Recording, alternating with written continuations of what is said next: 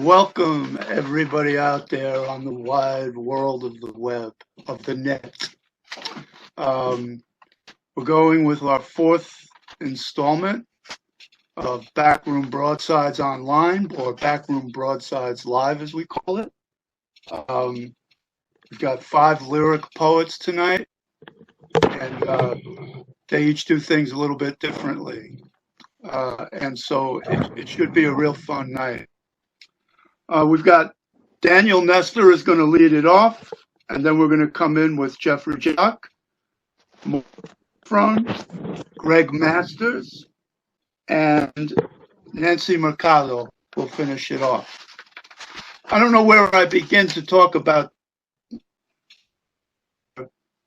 He's quite a prolific guy, as you can see. He writes books, and books. And so we're going to start with Daniel Nestor. And Daniel. Okay, well, Daniel Nestor, the author of the memoir Shader. It's his most recent work that's out. I've read some of his questionable basketball skills recently. And I have the book right here. Check it out. Daniel, it's up to you, man. It's all yours. Am I on? Can you hear me and everything? I can hear you. All right. I'm assuming the internets can hear me. So thanks. This is great. Thanks for having me. Hello, internets, and hello, fellow readers. I'm going to read a couple of prose poems from what's going to be a new collection, and you heard it here first. It's called Harsh Realm, and it's about the 1990s. So this first one is called The Failed Saratoga Colonic Fable. Sing, O muse, of the humiliations of Daniel, son of Michael, grandson of Merlin, who brought upon himself countless ills begotten from that one time he dispatched his Honda at the appointed hour for a colonic in the Spa City, because there was no way a Catherine Harris in Albany would inspire confidence, let alone a keister tidy in Schenectady, or a shake of Voltaire's angry glove among the smug gentrifiers of Troy. No, to sing the redemption song in Saratoga betokened luxury, sophistication, or so Daniel's reasoning went. A China syndrome beside the raceway, a Judge Judy near the graveyard of champions, an herbal monkey claw, a budding Yaddo and the house of upsets. Sing in me, O muse, of the Swedish woman who held that hose. Many were the hoses she wielded, and the men who looked like him. My God, what did he think he was doing there? Legs in the stirrups, standing up at the stars who spoke of impurities and office politics. What did he think when nothing happened? Nothing. Oh, until smack in the middle of Cohoes. And it was there that Daniel, son of Michael, grandson of Merlin, allowed the child of morning, a rosy-fingered dawn, to appear inside a Dunkin' Donuts off exit 7, a humiliation that may only be referred to in the third person, and then to discover a Saratoga Springs parking ticket under his wiper. How had this plan shifted with a ferocious snap, how that ticket slapped against his windshield all the way home. So that's one poem. This one goes out to our host, who quoted the line for it when he first saw me read it. So that's the ultimate charm, isn't it? Nostalgia ain't what it used to be. Because this word contains a world, we should use it and give meaning to it. At times we inhabit the same alphabets without taking anything on another troubling kingdom, but I would still condemn them for performing under devil horns, because nostalgia doesn't mean a homecoming, because it's not just our flat melancholy, it's just compounded memories. We are not remembering the remembering. No rose tints, no 1979, no transitions between childhoods. I can't communicate from the edge. I can't communicate wearing this turtleneck. So tell me more. Tell me to flip off out of town. Let's get out of here and forget it for a couple years. I'll call back. You won't be glad to hear from me. That's fine. I'll call it coming close to everything I wanted, which is saying something. Some years are just better sounding than others. That's a fact. Go ahead and be a hot child in the city. Go ahead and fuse whatever conspiracy you want with each other. Up and down has patterns and it gets old, Sister Sledge. I'm through with crying just for me, Action Jackson. It's more about worry over whether you might get hurt. And it's those salad days you want the most. The salads that went with this song. Almost reformed, almost a house party. I can't look back to what I once was. I ache, I long. I don't look like a girl anymore if I ever did. Today is the day I didn't cry. You think there is a difference between the devil and free spirits. I'm not so sure. And this is one last quick poem. 1999, Debate Outside the Four-Faced Liar. What about sense of play, this poet keeps asking me, I guess to pique or troll or whatever makes good poetry. What about sense of play over and over again in clipped, confident chirps? And I'm out on the sidewalk bumming smokes on West 4th where a poet friend tends bar. What about sense of play over and over? And I swear I was minding my own business. I swear. What about sense of play? And the poet from New Hampshire keeps bugging me in a puffed up pirate shirt, won't pipe down, and I pretend not to hear another what about sense of play. And I finally say, listen, I am just here to see my friends read poems. But the truth is I couldn't care less about sense of play or fancy or imagination. The truth is I played dumb. And as the subject switched to getting letters for guard school, I said, of course you're right. And I shopped in the dildo shop next door. You're right. And I slipped away into the bar. Thanks.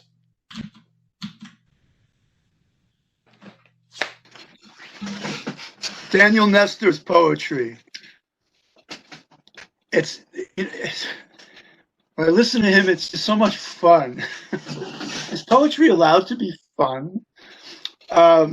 Anyway, the next reader is, in the old days, they would have called Jeffrey a polymath.